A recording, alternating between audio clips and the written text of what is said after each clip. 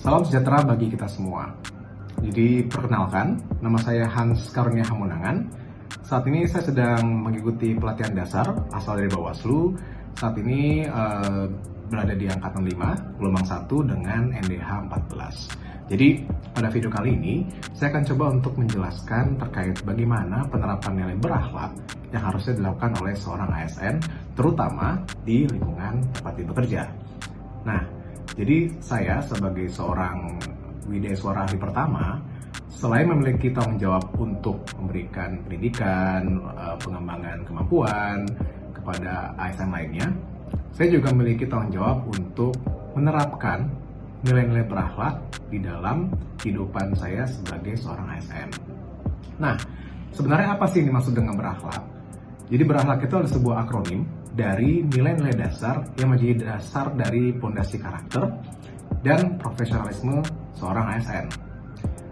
Berakhlak itu berasal dari poin seperti berorientasi pelayanan, akuntabel, kompeten, harmonis, loyal, adaptif, dan juga kolaboratif.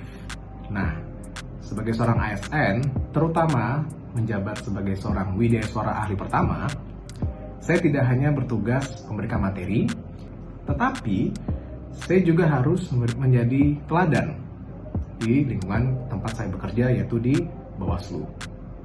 Oleh karena itu, penerapan nilai berakhlak sangat penting agar saya mampu memberikan kontribusi positif bagi pembangunan sumber daya manusia di Bawaslu.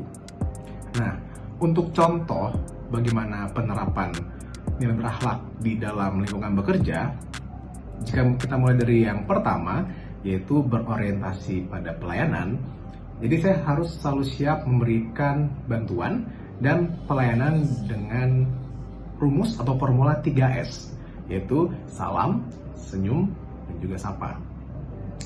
Adanya hal tersebut membuat saya dapat memberikan pelayanan yang dapat dinikmati dengan baik oleh masyarakat ataupun oleh rekan-rekan kerja saya membutuhkan bantuan, sehingga dengan adanya fokus pada berorientasi pelayanan membuat saya harus memastikan pelayanan yang saya berikan adalah pelayanan yang maksimal dan yang terbaik. Lalu yang kedua, ada yang namanya akuntabel. Nah, pada poin akuntabel itu yaitu bagaimana kita bertanggung jawab atas pekerjaan yang telah diberikan, baik itu atasan maupun mungkin kita membantu rekan kerja kita untuk menyelesaikan sebuah pekerjaan. Dengan adanya tugas yang diberikan, saya harus memastikan bahwa pekerjaan tersebut saya kerjakan semaksimal mungkin dan sesuai dengan ketentuan waktu yang telah diberikan. Lalu yang ketiga, ada yang namanya kompeten. Nah, kompeten ini adalah bagaimana kita dapat melakukan peningkatan kapasitas, baik itu berkaitan dengan formasi yang kita jabat saat ini, ataupun bagaimana peningkatan kemampuan atau basic skill yang dapat meningkatkan secara general. Nah, selain itu, kita juga dapat berkontribusi, teman-teman. Misalnya, ada rekan atau mungkin ada teman sejawat ataupun teman-teman ASN yang membutuhkan bantuan, baik itu terkait kemampuan teknis yang dasar ataupun yang memang lebih advance, dan kita bisa untuk membantu, maka itu adalah sebuah hal yang dapat kita lakukan. Memberikan penjelasan, atau juga dapat belajar bersama juga, sehingga nantinya kita, baik itu saya ataupun rekan kerja saya juga sama-sama meningkat kemampuan bekerjanya. Lalu yang keempat adalah namanya harmonis.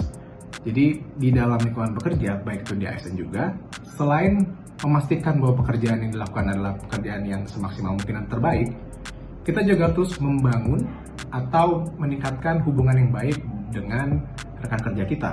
Bisa mungkin berkolaborasi di dalam pekerjaan, atau mungkin yang paling mudah dan paling simpel adalah bisa berdiskusi atau mungkin makan bareng bersama, sehingga meningkatkan namanya hubungan yang baik antar ASN di dalam instansi, contoh seperti Bawaslu.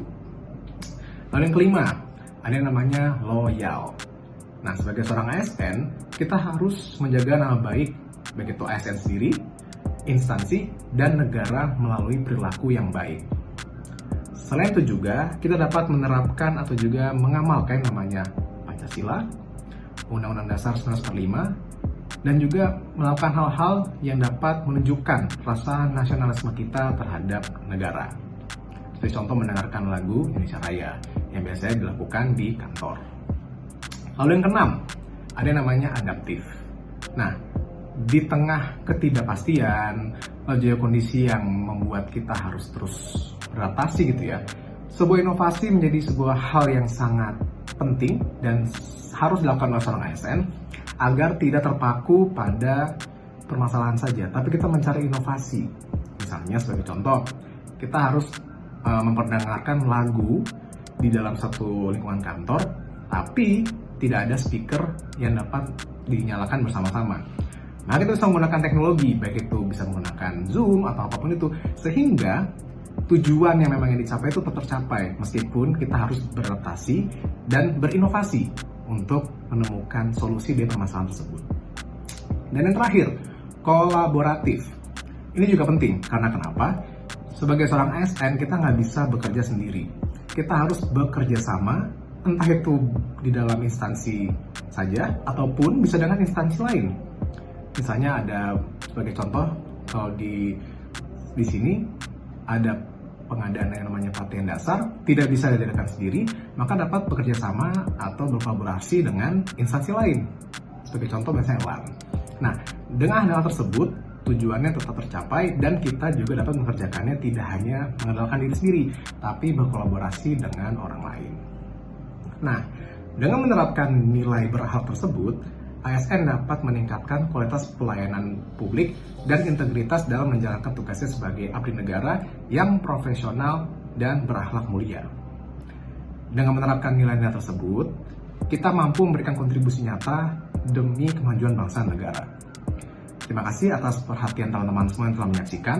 Semoga kita selalu diberikan kekuatan dan semangat untuk menjadi ASN yang profesional dan berintegritas.